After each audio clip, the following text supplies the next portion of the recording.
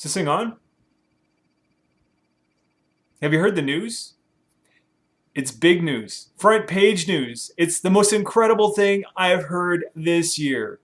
Jennifer Grey has won Dancing with the Stars. I know, it's amazing. Are you freaked out like I am? I'm John Spade. This is the egg for November the 24th, 2010. And I don't know if it goes to show the stupidity of the American collective as a whole. If they prefer to be dumbed down and isolated and numb to what's really going on in the world. But you go through various newspapers, the media. I mean, that's the awesome thing about the internet is you have access to basically every newspaper in the world, and also some media coverage. And it's important stuff in American culture today. Dancing with the Stars is one of the most watched shows next to American Idol and a few of the other reality type shows. Oh, by the way, I'm sorry for the shirt. It's a faux pas for wearing this, so try not to let it distract you too much. Anyways, without getting too far off track, this is what the American people want. They want to know what's going on with their celebrities. Meanwhile, the Americans have just launched one of their largest air flight carriers towards Korea. They're getting into the mucky muck.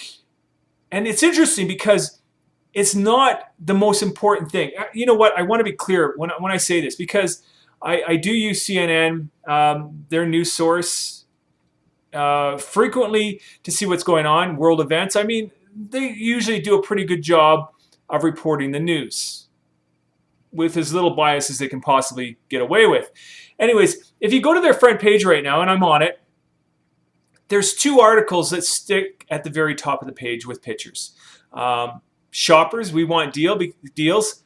Of course, that's important because we're going into the Christmas season, and we know that consumerism really drives the American economy. It's second to war.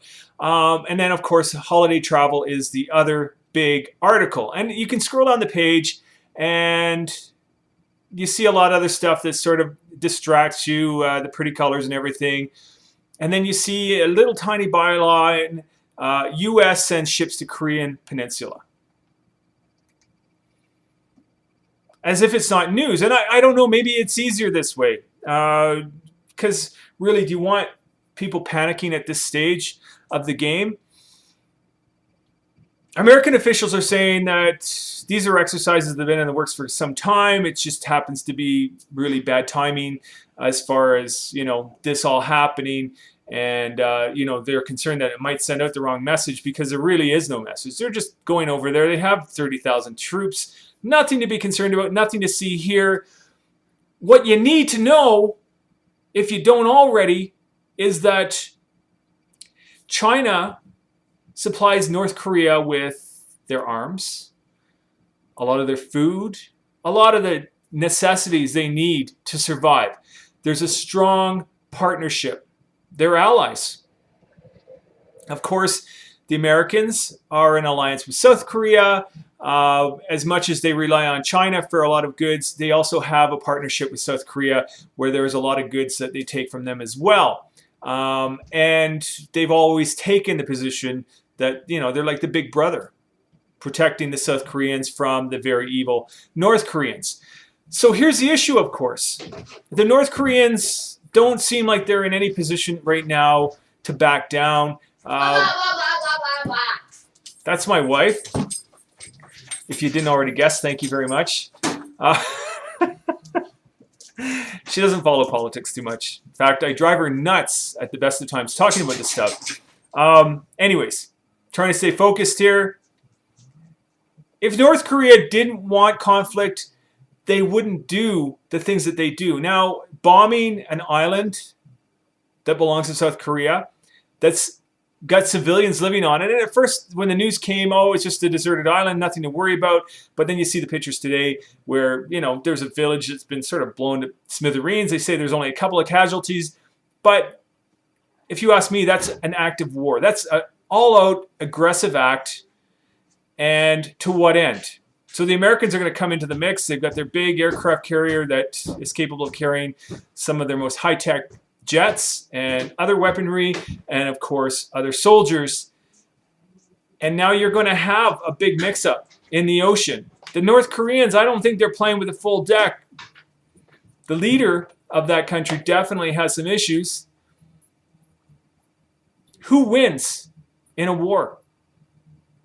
My biggest concern is that they're going to step in. China's going to feel that they are going to need to up their presence, even though everybody's talking about, let's show a little bit of restraint, let's try to bring this down. Well, you don't really try to bring this down when you start sending some of your biggest and most powerful military weapons into the zone. And then in the same breath say, we want to try to, bring this all down a notch. North Koreans are going to take the presence of, a rather massive air carrier from the United States and some of the other ships that they're sending into that region right now as, a threat. How could they not? They're considerably smaller than North America. While they have a bone to pick with South Korea, there's part of me that thinks, should we be getting involved? Should we let them fight it out? Neither country really has nuclear capabilities, so what if they blow each other to smithereens? Is that really our place to step in? Because, of course, if China feels the need to get involved in the mix, Russia is sort of over on the other side. They're siding with South Korea, which in fact means that they're siding with the United States. Are we on the brink of World War III? I hope saner minds prevail, but you know what? We've had World War I, we've had World War II, we've had strife and war throughout our history. Here's something really interesting to think about. The world is on the brink of economic collapse. Strangely enough, I just finished talking about Ireland and their woes. Good luck finding anything about that in any of the mainstream media today, because it's yesterday's news. We're more interested in what's going on Dancing with the Stars and Jennifer Grey. Time will tell. I'm not here to overreact. I just like to discuss things that are on my mind and, my take on what's going on in the world today. I'm concerned. And I can't help but not be concerned. And I think anybody that is isolating themselves and isn't paying attention and is more interested in what's going on in their favorite reality show, kudos to you. Stay there, be isolated and, cut off from what's going on in the world. And maybe if you're lucky, it won't affect you. If we do go into World War III, very real possibility. You can't make this stuff up. And I'm not one to just sort of throw it out there because I want to create some controversy. Look what's happening. Do your research. If you don't believe me, it's all in play. And if we go into World War III, there's going to be a reset. Commerce, as you know, it's going to stop. Trading's going to stop. We're going to have a hard time getting the basic necessities in life. And if you don't think that's a reality, this is your wake-up call. Let's hope that sane minds prevail and that we have nothing to worry about. My fingers are crossed. How about you? If you got a God, pray to it now. It's a good time. That's my A for today. I'm John Spade, out.